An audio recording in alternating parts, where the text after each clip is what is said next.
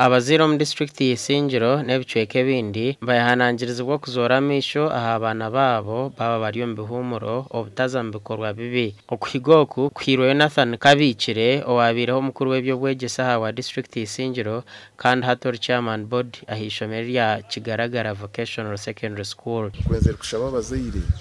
kuko bose n'ubura abana babo batakare ngo umwana yaheze cyakana nari cyamukaga bakafa kumunaga ijoro n'umwana nakenda ukureberwa ko bazira kumanya cyaro gukora kumanya abanywane bene baha kumanya cyo kumushasha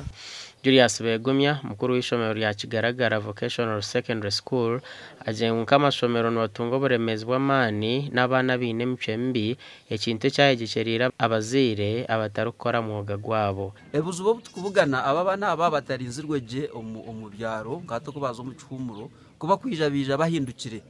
tuza kutanuka kukonora ushanga batakurikiriza abashomesa ushanga nabazo mu class batakutaho mutuma nyenda kusima abashomesa bona hibari abo mu rumumurungi ubwo barukora umwe n'abakora habura no wabasima konka kurubatarho amashomero tugakubireho kandi nabeje bitu tubakurikiremo Gasha kwa Abdukarim Sengendo.